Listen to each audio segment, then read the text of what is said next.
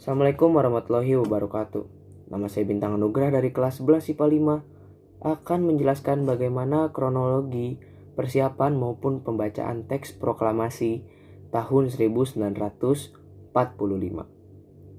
Tapi sebelum saya menjelaskan, alangkah baiknya kalau kita menonton video pembacaan teks proklamasi ini. Silakan disimak videonya. Proklamasi. Kami, bangsa Indonesia, dengan ini menyatakan kemerdekaan Indonesia.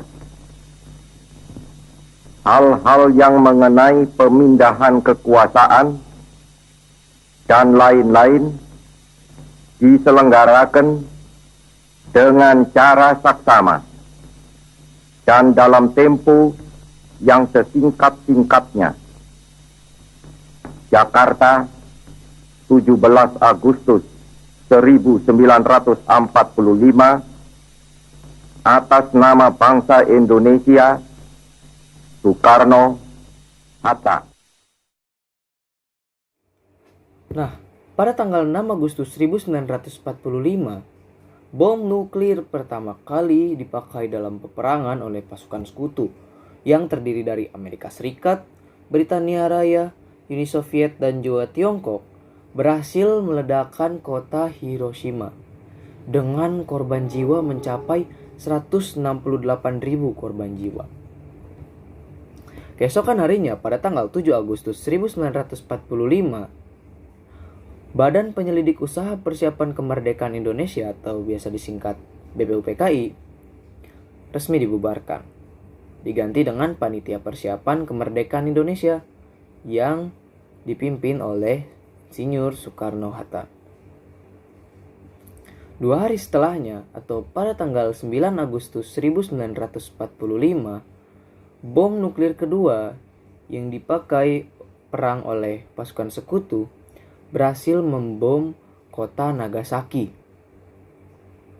Pada saat itu, korban dari tragedi bom tersebut mencapai 80.000 jiwa. Kenapa bom nuklir bisa menimbulkan korban sebanyak itu? Karena yang pertama, daya ledaknya besar, dan juga memang setelah ledakan tersebut masih ada radiasi-radiasi yang memang mematikan bagi manusia. Lalu di hari yang sama, pada tanggal 9 Agustus 1945, Jenderal Terauchi mengundang Insinyur Soekarno-Hatta, Muhammad Hatta, dan Rajiman Weddiodiningrat untuk pergi ke Dalat menemui dia. Undangan tersebut diterima, dan pada tanggal 12 Agustus 1945, ketiga tokoh tersebut pergi ke Dalat menemui Jenderal Terauchi. Nah, hasil dari pertemuan tersebut itu Jenderal Terauchi menjanjikan kemerdekaan bagi negara Indonesia. Pada tanggal 14 Agustus 1945, akhirnya Muhammad Hatta, Insinyur Soekarno-Hatta, dan Rajiman Weddiodiningrat kembali lagi ke tanah air. Mendengar kabar tersebut, Sultan Syahrir berusaha mendesak Soekarno agar segera memproklamasikan kemerdekaan Indonesia. Dan pada keesokan harinya setelah kepulangan mereka bertiga, pada tanggal 15 Agustus 1945, akhirnya Jepang resmi menyerah kepada sekutu tanpa syarat. Dan di hari yang sama, golongan tua yang sudah menjalani organisasi BPUPKI dan PPKI, juga golongan muda yang sering mengadakan pertemuan rahasia dan berbagai kongres pemuda, mengadakan pertemuan yang diadakan pada sekitar jam 9:30 pada saat itu, waktu Indonesia Barat, dipimpin oleh Wikana sebagai pemimpin dari golongan muda. Nah, sebenarnya suasana di pertemuan tersebut itu tegang sekali ya, apalagi setelah Soekarno marah-marah karena Wikana itu berpendapat bahwa jika tidak segera memproklamasikan kemerdekaan tanggal 16 Agustus 1945, maka akan terjadi pertumpahan darah. Di situ Soekarno marah dan dan Pak Soekarno menarik kerah Wikana dan bilang bahwa gorok leher saya, seret saya ke pojok sana.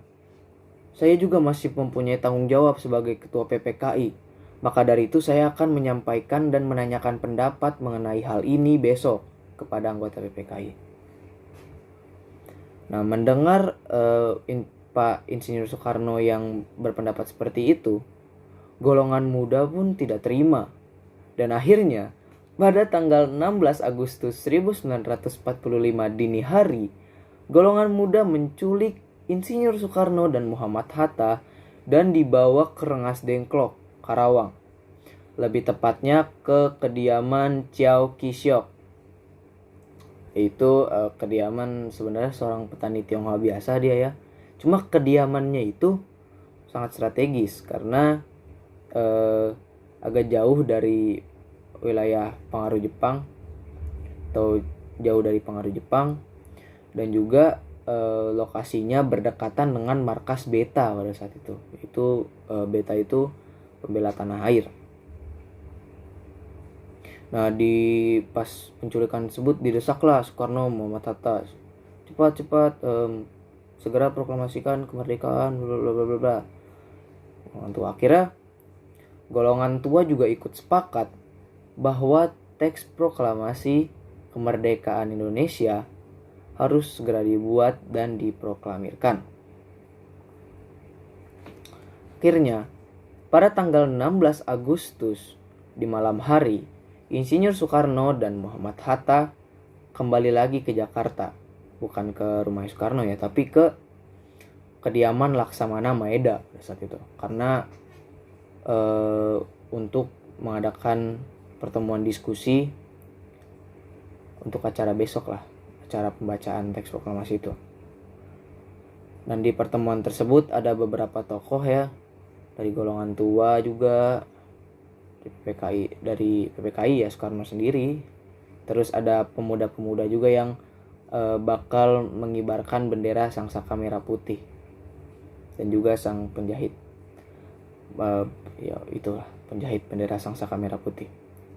Nah, orang-orang tersebut adalah Insinyur Soekarno, yaitu sebagai sang proklamator ya, proklamator dari teks proklamasi tersebut.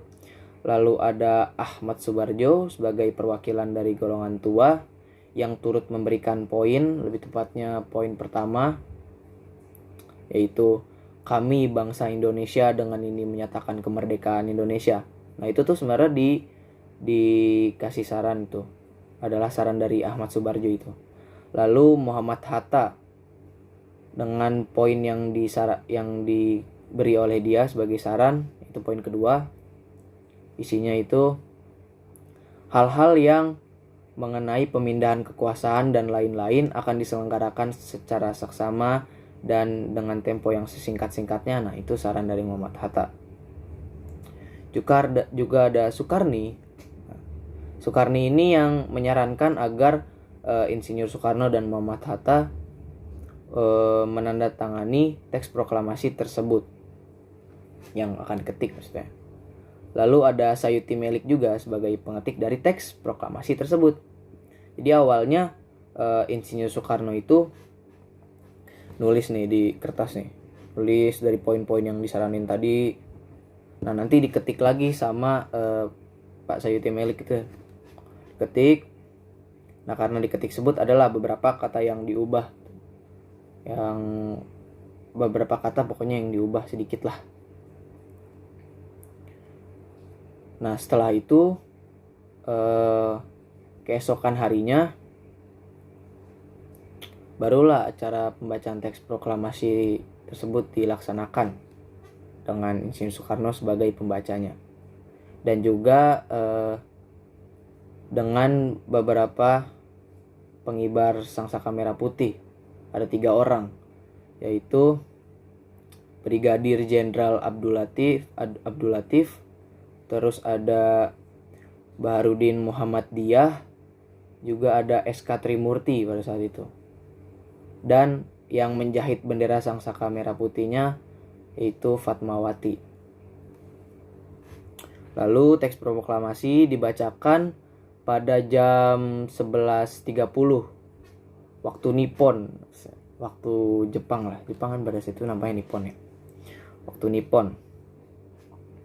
Nah sebenarnya proklamasi acara pembacaan teks proklamasi tersebut itu yang paling berperan besar sebenarnya adalah golongan muda, karena acara tersebut diperlancar oleh golongan muda. Mana nggak selancar yang kita pikirkan ya, ada beberapa kendala gitu. Jadi golongan muda membentuk berbagai regu untuk turut membantu dalam pelaksanaan acara pembacaan teks proklamasi tersebut. Dan yang paling menarik sih menurut saya regu Dajjal satu. Kenapa namanya regu Dajjal juga yang cukup kontroversial namanya memang, tapi tidak tahu kenapa spesifiknya kenapa dinamai regu Dajjal. Yang jelas regu Dajjal itu mempunyai misi yang sangat strategis saat itu. Jadi regu Dajjal itu mempunyai misi untuk menguasai radio Republik Indonesia yang masih dikuasai Jepang pada saat itu. Nah, radio Republik Indonesia ini sebenarnya sudah kontak-mengontak lah, sudah saling menghubungi dengan regu Dajjal dari hari-hari sebelumnya, sebelum pelaksanaan dari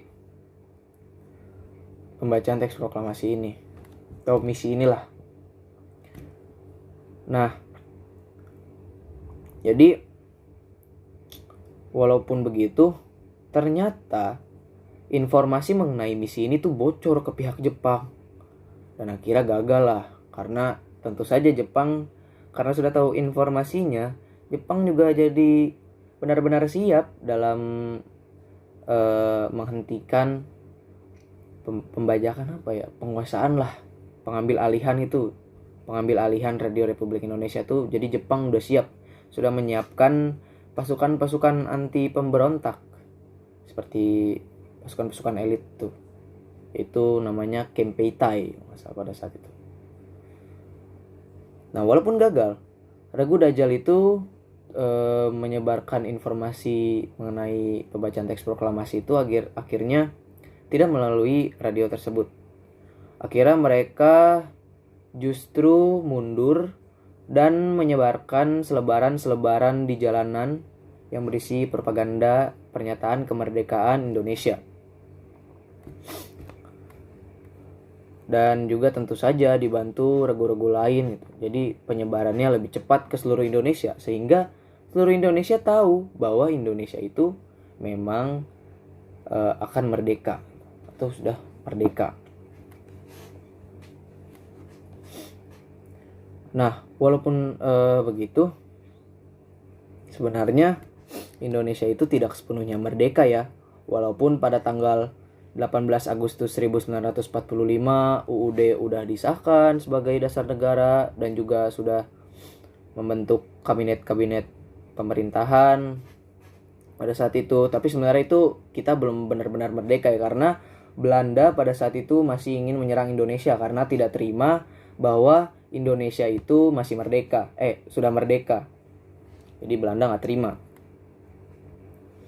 Oleh karena itu Belanda terus merongrong Indonesia selama 4 tahun. Dari 1945 hingga 27 Desember 1949, Belanda terus menyerang Indonesia dan pada akhirnya memang tidak berhasil. Dan justru Belanda memberikan kedaulatan penuh kepada Indonesia. Akhirnya Indonesia pun benar-benar merdeka. Ya, segitu saja yang saya sampaikan ya. Memang sangat seru sekali ya sejarah-sejarah Indonesia ini, jujur aja. Saya juga masih penasaran dengan banyak hal tentang bagaimana proses proklamasi kemerdekaan Indonesia ini, yang detail-detailnya gitu saya masih penasaran sebenarnya. Bahkan ya kalau bisa gitu kita bikin mesin waktu lah kalau bisa, supaya bisa tahu betapa dramatisnya bagaimana persiapan kemerdekaan Indonesia ini. Sekian dari saya.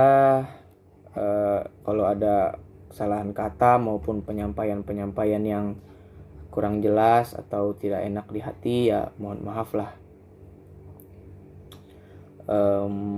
Wassalamualaikum warahmatullahi wabarakatuh. Salam jas merah.